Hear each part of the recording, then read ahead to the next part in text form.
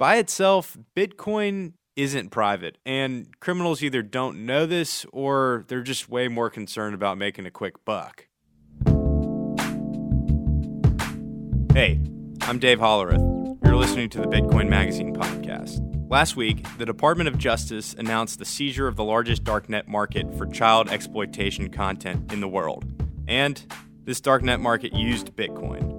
But as it turns out, Bitcoin was also a major part of how investigators were able to seize the website and arrest its administrator. I'm releasing a longer story about this next week, but before then, I wanted to go ahead and put out the interview I had with Jonathan Levin. He's the Chief Strategy Officer of Chainalysis, the crypto company that helped investigators take down this darknet website.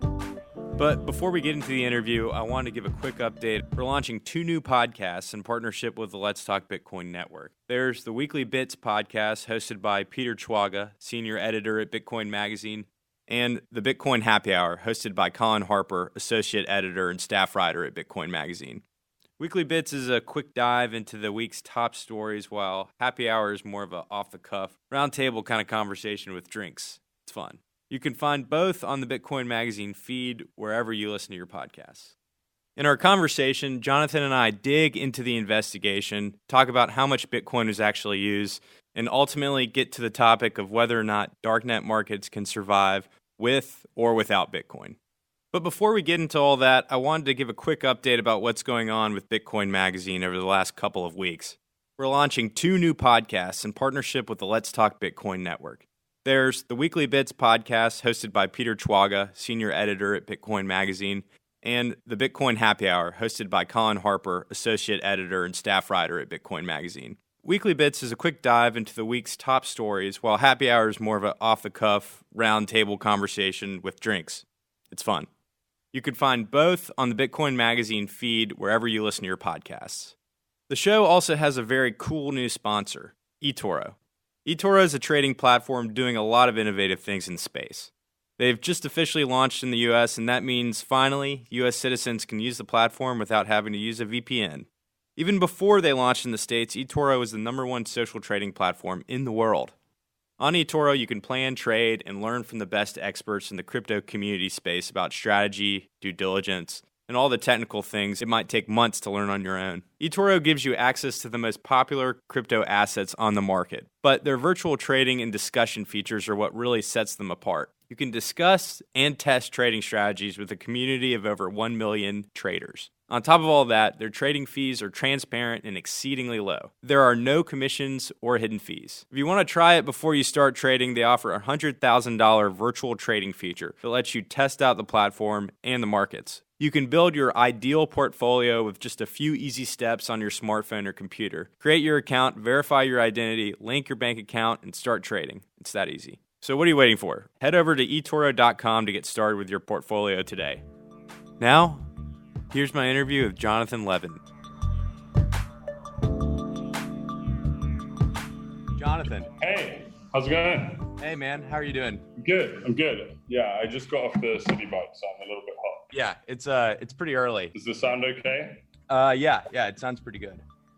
The main reason why I'm reaching out to you is to ask you about the recent takedown of Welcome to Video, which Chainalysis assisted in. So to start, could you just tell me how Chainalysis helped take down Welcome to Video? So Chainalysis provides blockchain analysis software which helps law enforcement and cryptocurrency exchanges identify illicit activity like Welcome to Video and help follow the money, so that the people who were administrating the site and the people who were providing content to the site, those funds that they generated through that activity were traced using Chainalysis. Right. Okay. And I had a question. I read the actual indictment that was released on Wednesday, I believe. In it, they described that Bitcoin was helped to trace funds. I also know that the page source of the homepage of this darknet marketplace actually accidentally revealed the IP address. So I was just wondering, in relation to that, how Chainalysis played a role, because I think that when I initially heard about this story, I wasn't really sure how much Chainalysis did and didn't do, if that makes sense. Yeah, that makes perfect sense. So in general, Chainalysis is part of an investigation, and investigations comprise of lots of different techniques to get at probable cause and then also to prove beyond reasonable doubt the people involved in these crimes perpetrated the crimes. And so there is never a case where it's purely Chainalysis. Chainalysis is part of an investigation where what we do is we specialize in follow the money, follow the transactions, and actually we help then identify the services that individuals were using to cash in and cash out of funds.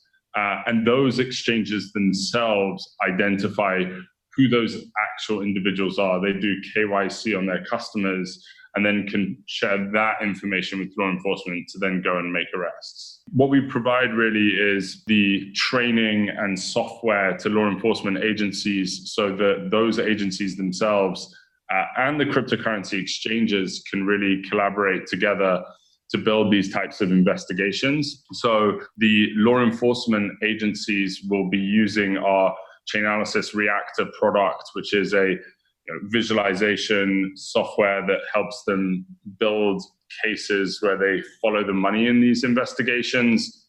Our Chainalysis KYT product is our Know Your Transaction product, which helps the exchanges themselves potentially report suspicious activity. So in the blog post that we put up, you will see that we labeled the wallet for Welcome to Video. That would help both law enforcement and exchanges identify that activity, and law enforcement can then ask for more information from the exchanges, and exchanges themselves could actually report any transactions that they did with that website to law enforcement to start cases like Welcome to Video. Right. That makes sense. So I know the Chainalysis Reactor product is sort of the investigations product that law enforcement use. But are you saying also that there's another Chainalysis product that was used by the exchanges to sort of keep track of that address? So I'm speaking in general terms. Okay. So we have Chainalysis Reactor, which is our investigation product used by law enforcement to follow the money in these investigations. We also have a product called Chainalysis KYT, which is Chainalysis Know Your Transaction. And that software enables exchanges to identify this type of illicit activity in real time and build cases to report suspicious activity. Right. Okay. In the Chainalysis Reactor product, can you sort of describe like what that looks like to use? Because I've read about blockchain analysis, and it's a pretty important topic to know about. And I think it keeps getting better from what I read, but I always have trouble actually like understanding what it tangibly is. Yeah. So that's quite difficult on a podcast, I imagine.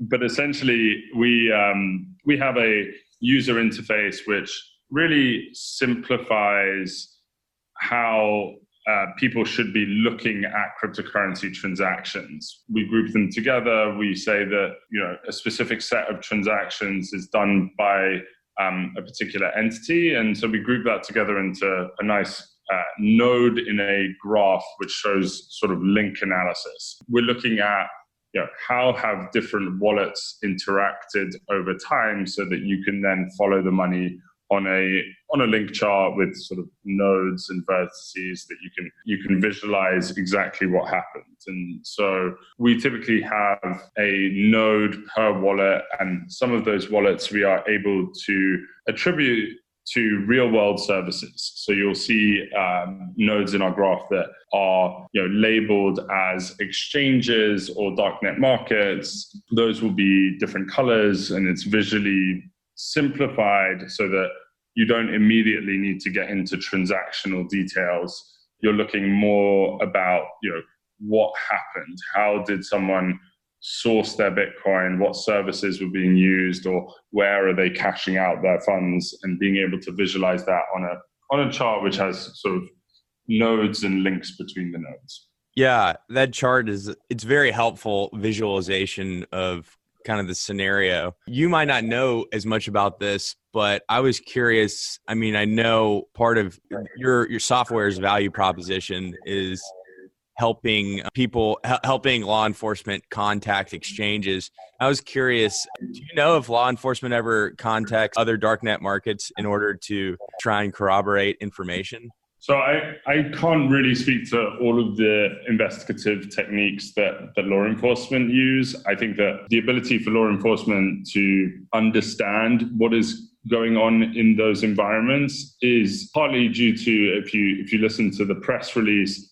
they have people that are experts in these forums, experts in being able to operate in the dark web. And so, there definitely is a level of communication between law enforcement in those environments and the operators of those sites. Yeah. And the big part of this story, at least, that has come out through the media so far is about how much Bitcoin was used in this particular darknet marketplace. And I was just curious if you could speak to any of the other cryptocurrencies that were used or accepted on the website. Yeah, so actually only Bitcoin was used on the website. Yeah, and as somebody who tends to work in these cases a lot, whose company contributes to solving these cases, do you see any sort of trend between the use of cryptocurrencies as just Bitcoin or moving to other currencies like the privacy currencies? Yeah, so I think that there is some shift in general in the market, but by far the most used cryptocurrency in any of these marketplaces continues to be Bitcoin. And so it's going to take quite a long time for any other currency to unseat Bitcoin as the most used cryptocurrency on the dark web. It's kind of interesting because it's pretty clear from this case, is the most recent example, that Bitcoin is not good for criminal activity necessarily, but it's the highest in demand. Yeah, so I think that the case shows that a lot of these darknet markets are aimed, unfortunately, at a mainstream audience. So, for example, with this website, they were marketing themselves to pedophiles all over the world. And in order for that to be something that is accessible to all, they tend to use the most easy to use, most liquid, most available cryptocurrency, which happens to be Bitcoin today. And so I think that the trend, depending on the use case, will be if it's marketed at trying to get as many people as possible to participate in the marketplace, that may continue to be Bitcoin, and people may feel that that is worth the risk if it means getting a larger target market. Yeah, it's kind of an economics thing. It is definitely an economics thing. So I also read that the investigator product Reactor also helps law enforcement document their process. Could you just sort of clarify what that means? So for any investigation, in order for law enforcement to really be able to access the legal authorities that they have to subpoena exchanges or request information, they need to be able to show a judge oftentimes that they have sufficient evidence and they have probable cause. And so what that means is that inside Reactor, investigators are able to leave annotations and messages and put that information on an investigation in order to show the prosecutor and whoever needs to see it that they actually received some information on some day. They then performed some set of analysis and came to a conclusion. And when you can do that and document that process, that enables them to access the legal authority to request information from exchanges and from other legal entities. So it's transparency for all parties involved, I guess you would say. Yes, and really helping, I would say, really we have tailored the product to suit the investigator workflow. So investigators are very used to documenting all of their process in order to be able to walk back the analysis at any point and show their workings. Yeah, in the blog post on your website concludes with a statement saying basically that Chainalysis was proud to be of service. And apart from the obvious first account, the act of saving 23 children from sexual abuse and all these other things that this court case has brought to conclusion to an extent, what about having assisted in this case are you most proud of? The outcome is what we're really proud of. I think that when we set off to start the company, we want to build an ecosystem for blockchains to be able to enable good things for society, to enable people around the world to have more access to financial services, to transact in new ways. And when we see actors abusing this and taking advantage of it, we're really proud of the work that our clients are able to do with our software and are able to not only rescue children from harm and bring justice to people that have abused children in the past or even viewed the material or create this demand for this market. And we feel really proud about that, but we also see this as part of our overall mission to make sure that the people that do use this technology for good are able to do so and that we can create more opportunities for people around the world. That goes into the next thought I had, which is how do you think this public announcement impacts the future of the cryptocurrency economy? So I've read a bunch of the press releases, and the overall feeling that I get is that people are taking to the message that this is one of the most successful takedowns of a child pornography website in the last few years, and it was enabled through both law enforcement efforts and collaboration with cryptocurrency exchanges. And without that, the case would not have been as successful. And so I think that it really supports what I said, which is that if we can help law enforcement and exchanges work together in the fight against abuse of cryptocurrencies, we can create a market that is more trusted, that has more opportunities for more people. And that means that I think that this news is actually very positive, although it's deeply saddening and horrific crimes. Yeah, it's actually a positive note that the industry can take this very seriously and provide best in class, the best type of cases in collaboration with law enforcement.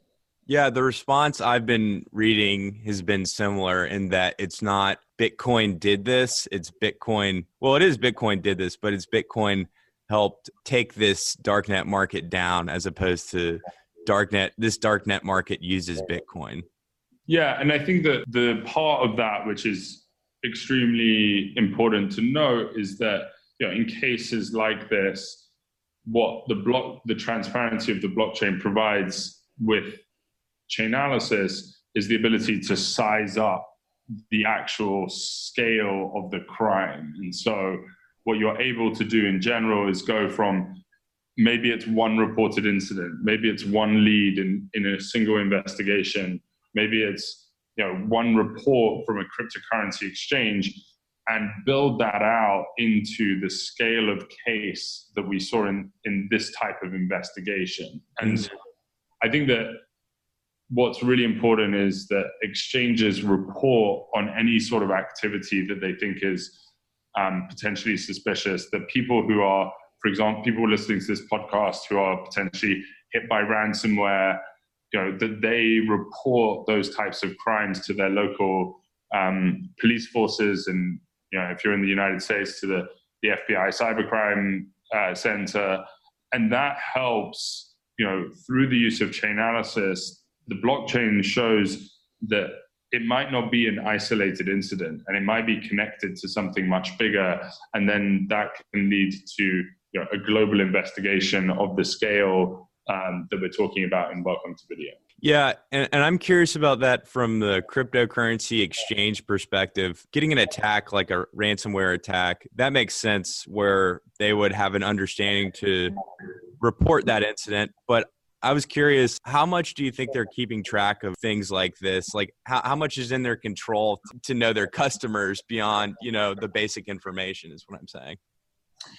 The exchanges themselves should be monitoring the transactions that they are facilitating on these blockchains and know the purpose behind those transactions based on the information that they collect from customers and blockchain analysis like Chainalysis KYT. So you can know whether a customer is receiving funds from a darknet market or whether they're receiving funds from another exchange. Yeah. And Jonathan, I'm going to ask you a slightly naive sounding question, which is that, a lot of people in the cryptocurrency industry think that darknet markets in general, the freedom associated with them is a good thing. Now, this scenario, this takedown is obviously pretty strong evidence of the contrary to it. But how would you talk to that audience to explain to them the importance of this takedown as far as like progress for cryptocurrency? I think that the case and the humanitarian benefit almost speaks for itself. I would just add, in this particular instance, you have law enforcement exchanges working together with due legal process with the appropriate oversight and control so that you can actually help create a much safer and more trustworthy market than if you didn't have such ability to have close collaboration between law enforcement and exchanges. Yeah, like there are limits to the free market, maybe. I think that the case in point is about the ability for law enforcement to actually go after these types of criminals who are clearly abusing other people's rights. I've been wondering, the actual seizure of the website and its public announcement occurred a year apart. So what has actually been going on with the investigation for the past year? So I think the decision to announce these types of cases in general is relatively difficult. Obviously, the case even today is very much still alive, and the investigators are still pursuing a lot of the users and contributors to the site. Obviously, the site is now no longer in existence, but that doesn't mean necessarily that the case is over. And there will still be pursuit and identification through the videos that were seized and through other methods, including tracking the Bitcoin payments. And what is difficult is that you could see that people in danger had to be rescued. You had countries around the world that needed to be informed of the investigation and collaborate internationally, which is not easy. And so coordinating almost 38 different countries to perform the arrests and get the process in place to do this work is definitely a real victory for law enforcement globally, and gives some faith to there is international coordination on issues like this. And what is difficult is that sometimes you say, well, wouldn't it be better to not share this information in the public domain because you might drive it further underground? But I think it just sends a really clear message to criminals and potential criminals who might engage in this activity that there is no safe place to hide when it comes to child abuse material. Yeah, and I'm obviously a part of that as trying to write an article about that. So that's kind of always an interesting topic to think about the value of public communication versus keeping things quiet while an investigation goes through. But in general, you've been doing this for a number of years. And I was curious, in general, do you think that criminals are getting better at hiding their transactions and behavior on darknet markets, or do you think it's kind of been the same game for the last couple of years? I think that the game constantly evolves, and it really depends on individual cases to know whether it's easy or not. I think that in general, what's seen as, for me, is the outcome. In this case, it's very clear that the outcome was a really successful operation. And that means that whether or not it has been changing over the last few years, law enforcement still has the capabilities to be able to track down these types of criminals. Right. And is there another case that you can point to that Chainalysis has been a part of where there's been more sophisticated techniques? Well, it depends on what we call sophisticated or unsophisticated techniques. Right. A bigger operation on the Bitcoin side would be the Hansa Marketplace, which had, a different level of market where there were vendors, there was multi-signature wallets, there was lots of technical parts of the marketplace that were put together, and reviews and other types of things that were a much more sophisticated marketplace at the end of the day. I'm curious, Jonathan, how does one end up going down this road professionally? I mean, I think that's like the question everybody asks people in cryptocurrency, because it's not something you could aspire to because it wasn't around when you're aspiring to do things, really. So how did you end up working for Chainalysis and co-founding it? So I actually came into Chainalysis through an economics background, and my focus for the last 7 years is trying to understand how blockchains in general provide a new economic paradigm for people to be able to transact around the globe. What was very apparent to me even 7 years ago was that there was going to be a lack of trust in this technology unless there could be a company that could bring transparency to the marketplace and provide the ability for all the most important institutions around the world to understand what is going on in cryptocurrencies, how people are moving money, why people are moving money around. And really that was the vision behind Chainalysis, is to provide that level of transparency to the world's most important institutions to enable people to have more ways to transact globally, and a more integrated financial system. And in terms of darknet markets, I imagine you've got to be somewhat of an expert at this point. So these are like anonymous communication networks that people have been using for a number of years for illicit and non-illicit activity. And I'm curious what your stance is in sort of the economics that happens there. Do you think these kind of marketplaces have a place in the world in a positive way? So I think, from an academic economics perspective, these marketplaces are very interesting markets. You have some really difficult problems to solve. Things like, how do you build anonymous reputation systems? And, there has been a lot of research done that does show there are real competition between these markets, which drive pricing and quality and all the types of things that you would experience in the normal economic markets that exist. So from an academic perspective, I think it is a very interesting realm. I think that there's an inevitability of those marketplaces to exist. It's interesting that you do a good job of distinguishing academic from real world, because this is sort of a great example of how in the abstract it's interesting, and in the practical real world environment, it can have like much heavier consequences. Yeah, and we've seen. Maybe a final point on that is that there's constantly market failure, and also administrators of these marketplaces, like the one who was arrested in the Welcome to Video case, who is out there causing harm to society and to the most vulnerable in society, and those people need to be brought to justice. Right. Changing tacks a little bit, and just me wanting to know a little bit more about Chainalysis in general. You guys seem like a cryptocurrency company that is no longer a startup, will probably keep growing. Can you tell me anything about your expansion plans for the next year, or just sort of products at large? Sure. So Chainalysis provides investigation software to law enforcement, compliance software to cryptocurrency businesses and financial institutions. And we are experiencing growth in all three of those markets for us today.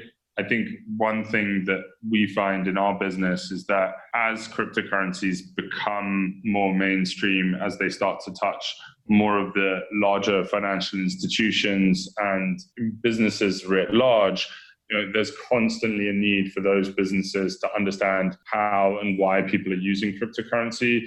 And those people are coming to Chainalysis for that easy to understand and unique perspectives that we have on the market. We'll be expanding our law enforcement business. Clearly, this is a great proof point for that. We'll be expanding our cryptocurrency business for compliance. And then we'll also be expanding into financial institutions as they become more integrated into the cryptocurrency economy.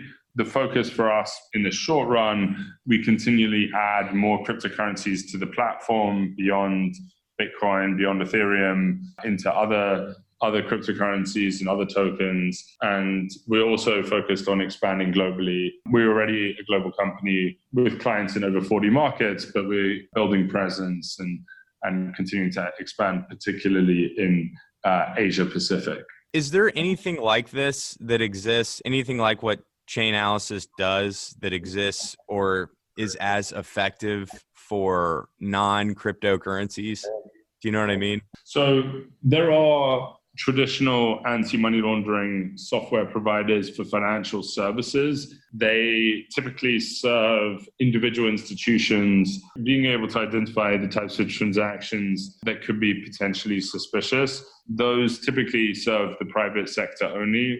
One of the great benefits of having the transparency of the blockchain is that all of the participants can have access to the same set of transactions and the same set of blockchain analysis provided by Chainalysis, that they can then collaborate much more closely on investigations and share information. And so ultimately, that environment is very different from what happens in traditional payments. So just a question about blockchain analysis. I was curious, how effective is or ineffective is blockchain analysis in mitigating the effects of mixing services like CoinJoin?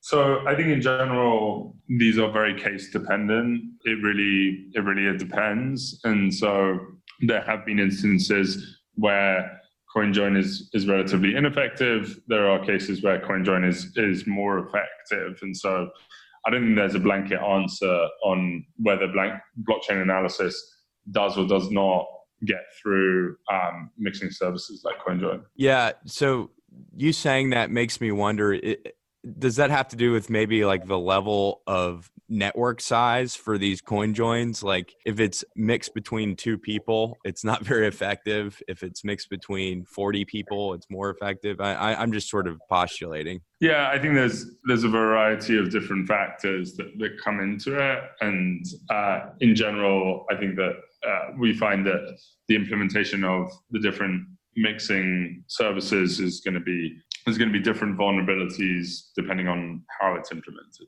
And just in sort of the public ether, I think blockchain analysis is sort of a new concept for people, or one that the public might not readily grasp. Is there any one thing about blockchain analysis that most people tend to misunderstand? The way to understand blockchain analysis is really bringing transparency to all participants so that everyone can look at a common ledger of transactions and understand the context behind them, how and why people are using those currencies and doing those transactions.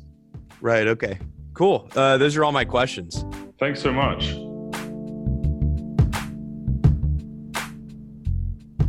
The Bitcoin Magazine podcast is a BTC Media produced podcast on the Let's Talk Bitcoin network. You can find us over at Twitter at Bitcoin Magazine, and you can find other engaging shows at letstalkbitcoin.com or wherever you receive your podcasts.